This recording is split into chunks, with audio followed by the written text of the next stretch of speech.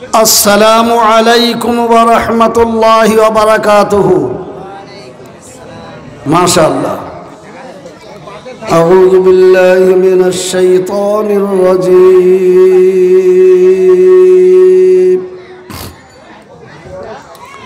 बिस्मिल्लाहिर रहमानिर रहीम।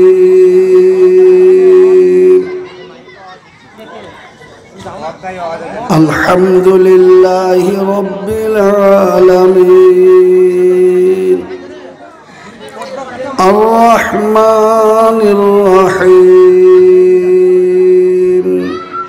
मालिकि यौमिद्दीन इय्याका नअबुदु व इय्याका नस्तईन इहदिनस सिरातल मुस्तकीम सिरातल लज़ीना अनअमता अलैहिम गैरिल मग़ज़ूबि अलैहिम वलद्दाल्लीन।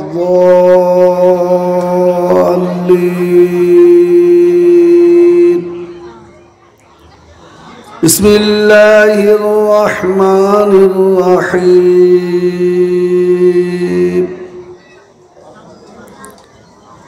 या अय्युहल्लज़ीना आमनू हल अदुल्लुकुम अला तिजारतिन तुंजीकुम मिन अज़ाबिन अलीम।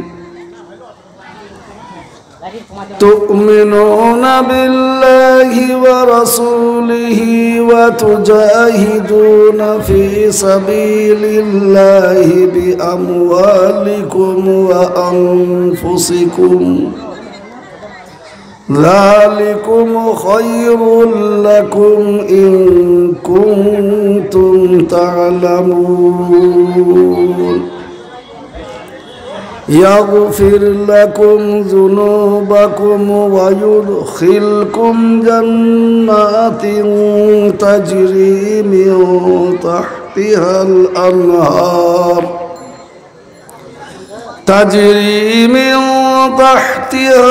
अन्हार व मसाकिन तय्यबतन फी जन्नाति अदन ज़ालिकल फ़ौज़ुल अज़ीम।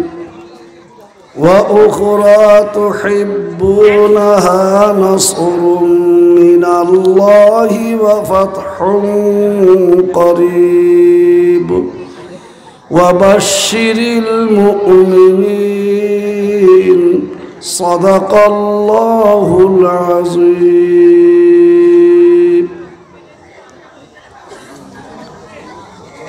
अल्हम्दुलिल्लाह अल्हम्दुलिल्लाह कफ़ा व सलामुन अला इबादिहिल्लज़ीना इस्तफ़ा अम्मा बअद फ़क़द क़ाला अल्लाहु तबारक व तआला।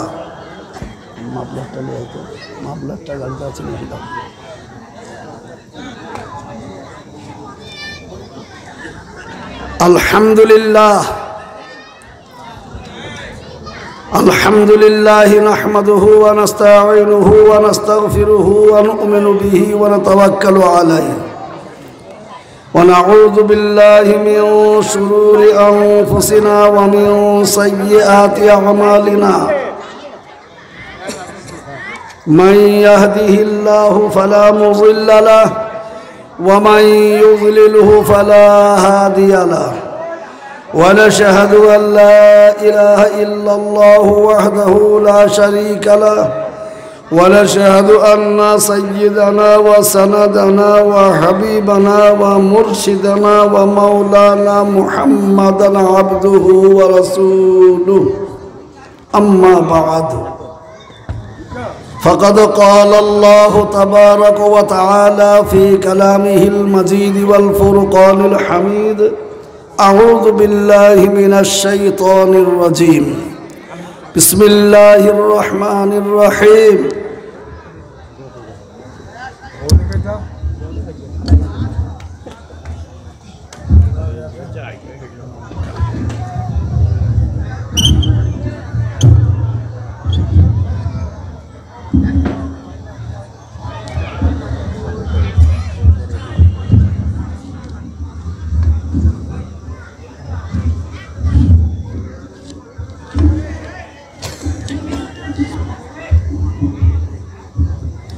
আলহামদুলিল্লাহ।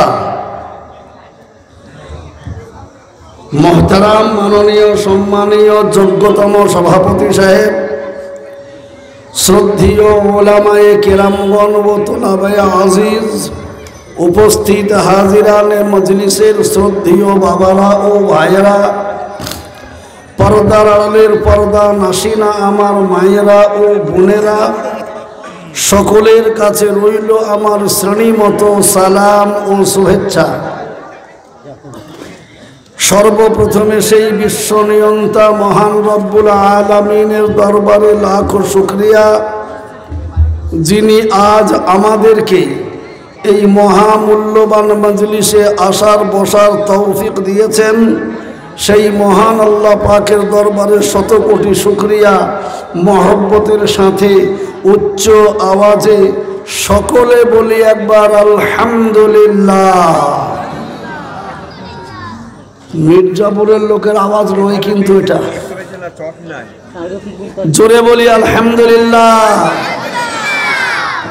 তারপরে প্যারা নবী আকাই নামদার তাজদারে মদিনা আহমদে মুস্তফা মুহাম্মদে মুস্তফা, সকলে বলি সাল্লাল্লাহু আলাইহি ওয়াসাল্লাম। তার উপরে লাখো দরুদ ও শান্তি দ্বারা বর্ষিত হোক, বলি আল্লাহুম্মা আমিন। মোহতারাম, বড় দামি নামি গুরুত্বপূর্ণ মজলিসে আল্লাহ পাক আমাদেরকে বসিয়েছেন। যে মজলিস রহমতি, বরকতি এবং জান্নাতি, জোরে বলে আলহামদুলিল্লাহ। এই জান্নাতি মজলিসকে পাওয়ার পরেও যদি আমরা স্বেচ্ছায় অবহেলা করে এ মজলিস ত্যাগ করি, তাহলে আমাদের মতো হতভাগা আর কেউ নাই বাবা। কারণ আমরা বুঝতে পারছি না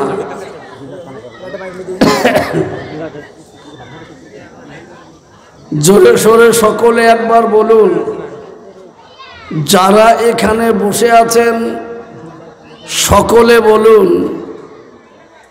নওজওয়ান থেকে একেবারে বুড়ো মানুষ পর্যন্ত সবাই বলুন তো, আপনার গ্রামে, বিভিন্ন গ্রামে আত্মীয় স্বজন থেকে শুরু করে যারা পর আছে তারাও কত লোককে ঘাড়ে করে তুলে নিয়ে গিয়ে কবরে শুয়ে দিয়ে এসেছি। কত লোকের উপরে এরকম তিন খাবল মাটি দিয়ে এসেছি। এগুলো আমরা গুণে সংখ্যায় বলতে পারবো কি গো পারবো? তাহলে এটা কি আমাদের কোনো সময়তে মনে পড়ে না যে ওই রকম একদিন আমারও অবস্থা হবে, আমাকেও লোকে ঘাড়ে করে তুলে নিয়ে যাবে? এটা কি মনে হয় না বাবা? যদি সত্যিকারেরই আমাদের মনে হতো, তাহলে আজ দুনিয়ার কোনো মুসলমান দ্বীনি মজলিসের বাইরে থাকতো না। আমি সব জায়গায় বলে আসছি, এবারকার ওয়াজটাই হয়ে গেছে আলাদা। কেন? যে দেশে বাস করছিলাম বা করছি, এতদিন পর্যন্ত আমরা মনে মনে করতাম বিশ্বের যেখানেই যা হচ্ছে হোক, আমাদের দেশে তো আমরা শান্তিতে আছি। কি বলেন, ভাবছিলাম কি না? কিন্তু যা পরিস্থিতি বাবা, ইমানকে নিয়ে বেঁচে থাকা, ইমানদারদের বেঁচে থাকা খুবই মুশকিল হয়ে গেছে। যদিও থাকি, তাহলে মক্কা নগরে পেয়ারা নবীজির প্রথম অবস্থাতে যে অবস্থা ছিল, আমাদেরকে সেই রকম করে ইমানকে নিয়ে বাঁচিয়ে থাকতে হবে। কেন? আল্লাহ রসুলের প্রথম দফার তো খবর আপনারা শুনেছেন। কেউ নিজে মুসলমান হয়ে গেলেও মুখে বলার উপায় ছিল না যে আমি ইসলাম কবুল করেছি। কোনো মানুষ যদি আল্লাহর নবীর সঙ্গে সাক্ষাৎ মোলাকাতের জন্য বাইরে থেকে আসতো, তো মক্কাতে ঢুকে ভয়ে কাউকে জিজ্ঞাসাও করতে পারত না যে নবী মুহাম্মদুর রাসূলুল্লাহ সাল্লাল্লাহু আলাইহি সাল্লামকে দেখা পাবো কোথায়। এমন কঠিন দুর্দিন তাদের উপরে নেমে এসেছিল। এমনকি যারা মুসলমান হয়েছিলেন তাদেরকে এক এক করে জমি, জায়গা, বাড়িঘর, বিবি বাল বাচ্চা, সহায় সম্পদ, দেশের মহব্বত সব কিছুকে ত্যাগ করে নবী পাকের পিছনে পিছনে 450 কিলোমিটার দূর মদিনাতে চলে যেতে হয়েছে। তাহলে বোঝেন কি অবস্থা ছিল। কিন্তু সাহাবাদের ব্যাপারটা আলাদা ছিল। কেমন আলাদা? তারা ভেবেছিলেন জীবন দিতে হয় তাও দেব, মাল দিতে হয় তাও দেব, বিবি ছাড়তে হয় তাও ছাড়ব, গাড়ি ছাড়তে হয়, বাড়ি ছাড়তে হয় তাও ছাড়ব, কিন্তু দিন ইমান আমি ছাড়ব না। জোরে বলুন সুবহানাল্লাহ। ফলে তাদের কাছে জীবন দেওয়াটাও কঠিন ছিল না, তাদের কাছে মাল দৌলত ছেড়ে দেওয়াটাও কঠিন ছিল না, তাদের কাছে যে কোনো জিনিস ত্যাগ করাটা কঠিন ছিল না। কেন? তাদের কাছে সবের চেয়ে বড় হয়েছিল কে জানেন? সবের চেয়ে তাদের কাছে বড় হয়েছিল ঈমান। সবের চেয়ে তাদের কাছে বড় হয়েছিল ঈমান। এই ঈমানটাকে তারা বড় জেনেছিলেন বলেই এমনকি নিজের জীবন পর্যন্ত ঈমানের কাছে তারা তুচ্ছ মনে করেছিল। আর আজকে পুরা উল্টো, ঈমানটাকে আমরা অতি নগণ্য তুচ্ছ জিনিস মনে করেছি, বাকি সব জিনিসটা আমাদের উত্তম মনে করেছি। এ দেখেন একটাই কারণ, এই কারণে আজ আমাদের উপরে এই দুর্যোগ এসে গেছে। বাপ, ঘর শত্রু বিভীষণ, একটা কথা আছে কি গো নাই? ঘর শত্রু বিভীষণ। আজ আমি আপনাদেরকে বলতে চাচ্ছি, বড় দুঃখের সঙ্গে, অনেকে হয়তো অনেক কিছু মনে ভাববেন, আল্লাহর নবীকে সব থেকে বেশি কষ্ট দিয়েছে কারা জানেন? বিধর্মীরা নয়।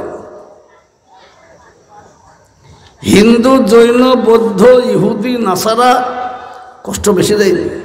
কষ্ট দিয়েছে কিন্তু বেশি নয়। বেশি কষ্ট আর বেশি আঘাত পেয়েছিল কে জানেন? কার দ্বারাতে? যারা বন্ধুরূপী শত্রু, বন্ধুরূপী শত্রু আমাদের দেশও আছে, কেউ নাই? আপনারাই বলেন যে বন্ধু যদি শত্রু হয় তাহলে সে শত্রুকে পারা খুবই মুশকিল। আর তাদেরকেই পেয়ারা নবী বেশি আঘাত পেয়েছিলেন তাদের কাছ থেকে। নবীও বুঝতে পারতেন না, এরা তো শুনতা, মাথায় টুপি, বড় জামা, একবার বাড়ি যেত তো ফের ঘুরে চলে আসতো। মজলিসে নবীর সামনে বসতেন। হুজুর গো 1 সেকেন্ড আপনাকে না দেখলে জান বাঁচে না, ওই জন্য বাড়িতে মনে টিকে না। কেন? নবীর সামনে বসতো, সব কথা শুনতো, ঘুরে গিয়ে পিছনে নবীর দুশমনদেরকে কুটকুট কুটকুট করে সব লাগিয়ে দিত। আর তারা সেই ছকগুলোকে ধরে নিয়ে বিভিন্ন দিক দিয়ে তাদেরকে, মুসলমানদেরকে অ্যাটাক করত। সেই জন্য লাস্ট যেদিন ভয়াবহ দিন এসে গেছে। মুসলমানদেরকে শেষ করার পরিকল্পনা নিয়েছে। পেয়ারা নবী সাল্লাল্লাহু আলাইহি সাল্লাম ঘাবড়িয়ে গেলেন। কাফেরদের লক্ষ লক্ষ সেনা, মুসলমানদের খুবই কম। পেয়ারা নবী যুক্তি মশওয়ারাতে বসেছেন, এবার কি করা যায়, খুব গুরুত্বপূর্ণ মশওয়ারা। কিন্তু সেই লোকগুলো সামনে সারিতে বসে আছে। এবার আল্লাহ রাসূল মশওয়ারা শুরু করবেন, আর অমনি কে? জিবরাইল। জিবরাইল বলছেন, আসসালামু আলাইকুম ইয়া রাসূলুল্লাহ। বলে, ওয়ালাইকুম আসসালাম। কে? তো বলে, আমি জিবরাইল। কি খবর? তো বলেন, ইয়া রাসূলুল্লাহ, ইয়া হাবিবাল্লাহ, আপনি কাদেরকে নিয়ে মশওয়ারায় বসেছেন? বলে, কেন? আমার সাহাবা এরা। বলে, ইয়া রাসূলুল্লাহ, সবাই সাহাবা নয়, এদের ভেতরে 1 নম্বরের মুনাফিক আপনার দুশমন বসে আছে। হ্যাঁ, এরা আমার পিছনে নামাজ পড়ে, এরা সর্বদাই আমার কাছে থাকে, এরা মুনাফিক কি করে হবে? হ্যাঁ, আপনি চিনতে পারছেন না, বুঝতে পারছেন না। তাহলে আমি তাহলে বুঝবো কি করে এরা মুনাফিকটা? তো বলে, হ্যাঁ, আমি নাম করে দিচ্ছি। এবার এক এক করে আঙুল দিয়ে দেখিয়ে দিলেন, এই এই এই এই ওই এই, নাম করে করে দেখিয়ে দিলেন। তখনই পেয়ারা নবীর গালে হাত পড়ে গেল। হায় আল্লাহ, এতদিন তাহলে কাদেরকে নিয়ে আমি মশওয়ারা করেছি, আমার সাহাবাদের সর্বনাশ তো এরাই ঘটিয়েছে। এত হাজার সাহাবা শহীদ হয়ে গেছে, তাহলে তো এদেরই কারণে হয়েছে। আল্লাহু আকবার। কত সাহাবা বিধবা করে ফেলেছে বিবিকে, কত সাহাবা এতিম করে ফেলেছে বাচ্চাদেরকে, তাহলে তো এদেরই ষড়যন্ত্র। আল্লাহু আকবার। সঙ্গে সঙ্গে নবীজি বললেন, ওঠো ওঠো, অমক অমক অমক অমক, ওঠো। তারা উঠে পড়েছে। বল, তোমরা আজকে থেকে বাইরে চলে যাও, তোমরা মুসলমান নও, তোমরা মুনাফিক। আমার আল্লাহ আমাকে খবর দিলেন। জোরে বলুন সুবহানাল্লাহ, জোরে বলুন সুবহানাল্লাহ। বাবাজি, আমার বলার উদ্দেশ্য, আর তো আল্লাহ আমাদের কাছে জিবরাইলকে পাঠাবে না, আমরা জানবই বা কি করে কে আমাদের দুশমন আর কে আমাদের দোস্ত। কিন্তু যাদেরকে দোস্ত মনে করেছি, যাদেরকে দোস্ত মনে করেছি, তারাও আজকে আমাদের দোস্ত হয়েছে। কিন্তু দোস্ত হলে কি হবে ভাই মুসলমান? আমাদের দেশে একটা চলতি কথা আছে, কি বলে? রসুন রসুন এক, পেঁয়াজের ফের কাটাটা দেখ। কি বলেন? রসুন রসুন এক, পেঁয়াজের ফের কাটাটা দেখ। রসুন যত মোটাই হোক না কেন, তার জমাট দেখবেন এমনি জমাট। কিন্তু পেঁয়াজের ফের কাটা দেখ। পেঁয়াজের ফের কাটা মানে পেঁয়াজ যদি দুটো এক জায়গায় থাকে, দেখেন দুইজনা দুই দিক দিয়ে বেরোবে, দুইজনা দুই দিক দিয়ে বের হবে। হ্যাঁ শোনা আমার, সেই জন্য আমার বলার উদ্দেশ্য কি জানেন? পেঁয়াজের ফের কাটা দেখবা। আল্লাহ পেঁয়াজেই তো আমাদেরকে শেষ করছে।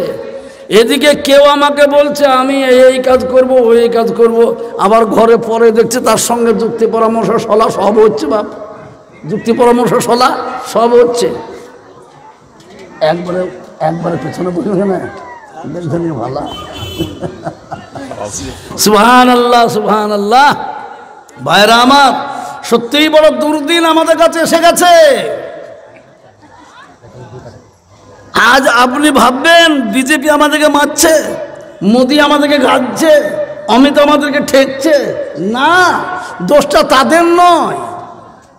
প্রকৃত দোষী কে জিজ্ঞেস করুন, বলে দেবে প্রকৃত দোষী আমি, প্রকৃত দোষী আমি।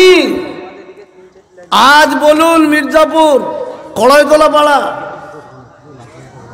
চৌহদ্দি ঘুরে অমুসলমান একটা খুঁজে পাবেন? কি গো পাবেন? মুসলমান আছে এদিকে, এদিকে হিন্দুকে আছে, সব মুসলমান, সব মুসলমান। কিন্তু মুসলমান ওই রকম। আমি সব জায়গায় পশ্চিমবাংলায় বলি, চো আমাদের দেশের চো, বেলডাঙ্গায় চো, মজা দেখবি। কি আরে ইমানের তেজ দেখবি তো আমাদের দেশে চো না? কি বাপদাদার মসজিদ সমানে ভাঙ ভাঙ গুঁড়ি দে, গুঁড়ি দিল, এই কলম তুলে একবারে নতুন মসজিদ কর, ও জালসাব লে টাকা দে। কি বলে? শুরু হয়ে গেল। হ্যাঁ, আজকেই বলছিলাম ওই দক্ষিণ পাড়া যৌথ লাইলো, দক্ষিণ পাড়া যৌথ লাইলো, মসজিদ ভাঙা। মল্লিক পাড়া বলছে আমরাও ভাঙবো, কড়াইতলা বলছে আমরাও ভাঙবো, হিন্দু পাড়া বলছে আমরাও ভাঙবো, এ পাড়া বলছে আমরাও ভাঙবো, ও পাড়া বলছে আমাদেরটাও থাকবে কেন। আল্লাহ, টাকা লাখ লাখ টাকা, লাখ লাখ টাকা। কিন্তু মসজিদ তৈরি হয়ে গেল দক্ষিণ পাড়ায় 4 তলা, ও পাড়ায় 2 তলা, এ পাড়ায় 3 তলা, এ পাড়ায় 1 তলা। কিন্তু সব মসজিদ ঝাঁ চকচকে মসজিদ বাবা। কিন্তু যখনই বলছে হাই আলাস সালাহ, ওই টাকা দিয়ে মসজিদ তৈরির কারণে ওয়ালারা তখন বলছে আমরা পারবো না, তোরা চালা। কথা ঠিক নাকি? আমরা পারবো, তোরা চালা, আমরা পারবো না। ভাই দোস্ত, বড় অবাক লাগে। এই মির্জাপুর কেন, যত গ্রাম আছে সব গ্রামের মসজিদগুলোতে 5 ওয়াক্ত নামাজে একটা কাতার হয় কি হয় না? একটা কাতার হয় কি হয় না তা আল্লাহ ভালো জানে। কি গো, কথা ঠিক বলতে না ভুল বলছি? হ্যাঁ, এদিকে এরা মসজিদ কমিটি জালসা দেবে, এরা কি মহব্বত মসজিদের উপরে, এত মহব্বত এদের মসজিদে। আমার কাছে গেছে, একদিন ছেড়ে 3 দিন কোন রকম একটা ডেট দিলাম, আবার ঘুরে এসেছে। এইটা আজকে আমি ওকে বলবো, গ্রামের লোককে জিজ্ঞেস করছে, দেখেন এই বিশেষ করে এই নাম নাসিরুল, এই আমার কাছে লোক লিখ আছে, যে আবার ঘিরে ধরেছে। এবার পরিষ্কার কথা, মহব্বত করেই বলি তোমাকে, যাবেন তো যাবেন, না যাবেন তো মির্জাপুর। ঠিক আছে, আজ নাসিরুলকে বলবো, নাসিরুল এই পাড়ার লোককে বলছি, প্রত্যেক দিন মসজিদের জন্য জালসা দিয়েছে, জান তোর মেহনত করছে, প্রতিদিন মসজিদে ঢোকে 5 ওয়াক্ত। কি বলছেন আপনারা? কড়াইতলা পাড়ার লোক কারা আছেন? 5 ওয়াক্ত নামাজে প্রতিদিন ঢোকে, প্রত্যেক দিন 5 ওয়াক্ত আলহামদুলিল্লাহ ঢোকে। আমি মিথ্যা কথা বলছি না, মজলিস এরকম বলছে পড়ি, তাহলে পড়ে। কিন্তু আপনার সাথে যে গেছিল শেখো, সে পড়ে, সে 5 ওয়াক্ত পড়ে। ও এই আবার বলছে পড়তে লেগেছে। হ্যাঁ লেগেছে, লেগেছে। আরে হ্যাঁ, শুনেলেন নাসিরুল, রাগ করো না। তোমাকে যদি আমি চাষ করার লেগে ডিরেকশন দিই, এই করো, ওই করো, ওই করো, তাই করো, তুমি যদি 20 মনের জায়গায় 25 মন ধান পাও, তো আমাকে 10 কেজিও দিবা না। লোকটা ডিরেকশন দিয়েছে, 10 কেজি দিয়ে আসবে না, তোমার গুলাই উঠবে। তোমাকে ইমানের জন্য বলছি, নামাজের জন্য বলছি, তোমাকে নয়, তোমাকে লক্ষ্য, কিন্তু সবাইকে। কি বলছেন? তোমাকে লক্ষ্য, কিন্তু সবাইকে। বড় দুঃখের কথা, মসজিদ তৈরি করব, কোন পাড়াতে মসজিদ হচ্ছে না? সব পাড়ায় মসজিদ। এ দেখেন আবার এটা লেগেছে, ওই কোথায় হিন্দু পাড়ায় এদিকে, সেখানে বলে আবার একটা নতুন মসজিদ করবে, এও লেগেছে। কিন্তু আমার দুঃখ, একটা মসজিদ করুন, মাদ্রাসা করুন, এ তো লাভ, ভালো। কিন্তু ভালো হলে কি হবে? আপনার বেটাকে বেলডাঙাতে 10 লক্ষ টাকা দিয়ে জায়গা কিনে দোকান করে দিয়েছেন, আর 5 লক্ষ টাকা দিয়ে দোকানে মাল লাগিয়ে দিয়েছেন। সেই বেটা যদি একদিন দোকান খোলে আর সারা বছর বন্ধ রাখে, জোরে বলুন একবার সবাই মিলে আমাকে, সেই বেটাকে বাড়িতে জায়গা দেবে কে? কেউ দেবে? কেউ দেবে? তুমি এত গুণের বেটা, তুমি কাজ করতে পারবা না বলে তোমাকে আমি 10 লক্ষ টাকা খরচ করে দোকান করে দিলাম, আরো 5 লক্ষ টাকা দিয়ে তোমাকে মাল লাগিয়ে দিলাম। আর তুমি বেটা এত গুণের বেটা, একদিন পড়বা, একদিন দোকান খুলবা, আর সারা বছর দোকান বন্ধ রাখবা? ওরকম বেটার দরকার নেই আমার। কি গো, বলবে কি বলবে না বেটা? মির্জাপুরের লোক বলবে, বরং দরকার হলে তাকে একবারে গলা চেপে ধরে 1 গর্দন দিয়ে বাড়ি থেকে বের করে দেবে, এখান থেকে। একবার জোরে সরে বলুন, আমাদের মালিকটাকে, সবাই মিলে বলুন, কে? আমাদেরকে এখানে নিয়ে এসেছেন কে? আমাদের জীবন দিয়েছেন কে? আমাদের মাল দৌলত দিয়েছে কে? জ্ঞান বুদ্ধি বিবেক দিয়েছেন কে? তাহলে সব যে ব্যক্তি দেবে সে বলছে আমার পয়সার দরকার নাই, আমার টাকার দরকার নাই, আমার মালের দরকার নাই, সব তোমাকে দিচ্ছি দেব, কিন্তু আমার দরকার তুমি আমার ঘরে এসে 5 বার তোমার উঁচু মাথাটাকে আল্লাহু আকবার বলে নিচু করে দাও, নিচু করে দাও, নিচু করে দাও। হতভাগা মুসলমান, যার দেওয়া জান নিয়ে বাহাদুরি দেখাচ্ছি, যার দেওয়া মাল নিয়ে বাহাদুরি দেখাচ্ছি, যার দেওয়া বিবেক নিয়ে বাহাদুরি দেখাচ্ছি, যার দেওয়া সব কিছু নিয়ে বাহাদুরি দেখাচ্ছি, আর সেই বলছে একবারাই এসে মাথাটা নিচু করে আল্লাহু আকবার বল, বলে সুবহানা রাব্বিয়াল আলা বল। ওটা আমি নাই। কোরআন বাড়িতে তাকে পড়ে পড়ে পড়ছে, উই পোকাতে এদিক থেকে ওদিক ফুটো করে দিচ্ছে, কোরআন পড়লে বলা লোক নাই। রমজান মাস আসবে আর কি বাতিক কোরআন পড়ার ভাবছি। মির্জাপুরের যে গলি দিয়ে যাব সেদিন রমজান মাসে, সব গলিতে মায়েরা, বোনেরা, ভাইয়েরা খতম চলছে, খতম। কিন্তু যেমন রমজান শেষ, কোরআনটা দুজদানে বেঁধে তাকের উপরে সারা বছর পরে খুলতে যাচ্ছে, আবার রমজানে দেখছি উই পোকায় ফুটো করে দিয়েছে।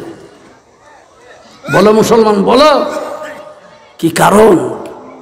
আলেম ওলামাদের কথা শুনছে তা নয়, শুনছে, গাদা লেগে গেছে শুনতে শুনতে, কিন্তু মানার লোক নাই, আমলের লোক নাই। বড় দুঃখের কথা। সেই জন্য আমি আপনাদের কাছে জোড়হাত করে অনুরোধ করে বলছি, এই যা বালা আসতে লেগেছে বাপ, পশ্চিম আকাশে মেঘ উঠেছে, লাল টুকটুকে মেঘ, ওই মেঘ যে এখানে এসে আগুন ফেলবে না এটা গ্যারেন্টি নাই।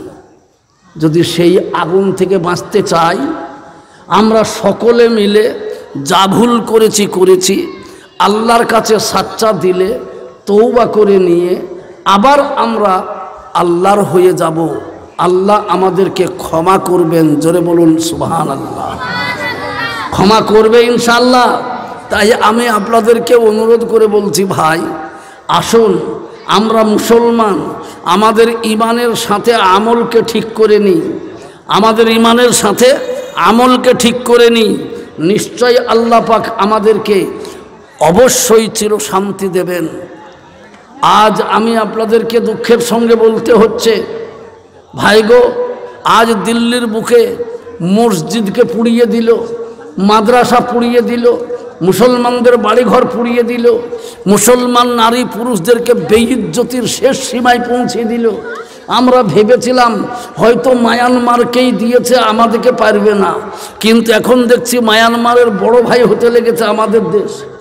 আল্লাহু আকবার, আল্লাহু আকবার। তারা মেয়ে মানুষ মানে না, পুরুষ মানুষ মানে না, কচি বাচ্চা মানে না, এলোপাতাড়ি গুলি চালাচ্ছে। পুলিশে যাদেরকে রক্ষক বলা হয় তারাই আজকে এসে ভক্ষণ করে ফেলছে। ভাই এগুলো আল্লাহর আযাব, আল্লাহর গজব। মুসলমান আমরা আসল মালিকের কাছে এখনো যেতে পারিনি, আসল মালিককে ধরতে পারিনি। সেই জন্য আমি বলি, বড় শক্তি এসেছিল দেশে ফেরাউন, বড় শক্তি এসেছিল নমরুদ, বড় শক্তি এসেছিল কারুন, বড় শক্তি এসেছিল সাদ্দাদ, বড় বড় পালোয়ানরা এসেছিল, কিন্তু তাদের কাছে সব শক্তি ছিল, কিন্তু ছিল না তাদের কাছে আল্লাহ। আপনারা দেখছেন শুনছেন, মোলানাদের কাছে একজন করে ব্যক্তি পাঠিয়েছিলেন, একজনকে তাদের কাছে পাঠিয়েছিলেন। সেই একজনের লোকবল ছিল না, জনবল ছিল না, অর্থবল ছিল না, কিন্তু ছিল তাদের কাছে কে? আল্লাহ। সেই আল্লাহ যার কাছে ছিলেন, একাই এসে ওই লোকবল, জনবল, অর্থবল সব বলওয়ালাকে নাস্তানাবুদ করে কাউকে পানিতে ডুবিয়ে মেরেছে, কাউকে মশার কামড়ে জুতো মারতে মারতে বিদায় করে দিয়েছে, কাউকে প্রাসাদের বাইরে বুকে লাথি মেরে ফেলে দিয়েছে, কাউরের মাল দৌলতের গরম ছিল তো মাল সহ তাকে মাটিতে পুঁতে দিয়েছে। বলুন সেই মহান আল্লাহ তো আজও আছেন, আজও আছেন। কি বলছেন? মুসা আলাইহিস সালামকে যিনি বাঁচিয়েছেন সে আল্লাহ আজ নাই? কি বলছে নাই? ইব্রাহিম আলাইহিস সালামকে যিনি বাঁচিয়েছেন সে আল্লাহ আজ নাই? ইউনুস আলাইহিস সালামকে মাছের পেটে থেকে যে বাঁচিয়েছে সে আল্লাহ নাই? তাহলে কেন হবাব, কিসের জন্য আজ আমাদের ডাকে সাড়া নাই? কেন? আমাদের ডাকে সাড়া দেবে সে যোগ্যই আমি হতে পারিনি। আমাদের ভেতর থেকে আমরা সেই শয়তানকে এখনো তাড়াতে পারিনি। তাই আমি আপনাদের কাছে করজোড়ে মিনতি করে বলবো একটি কথা, কি আমরা যা ভুল করেছি আর কোনো ভুল করব না, ক্ষমা চাইব আল্লাহর কাছে, আর অঙ্গীকারে আবদ্ধ হব যে আল্লাহ আমরা আর তোমার কোনো রকমের নাফরমানি করব না। জোরে সবাই বলুন ইনশাআল্লাহ। কেমন ইনশাআল্লাহ হলো? একবার জোরে মহব্বতে বলে ইনশাআল্লাহ, আরো জোরে সরে বলে ইনশাআল্লাহ।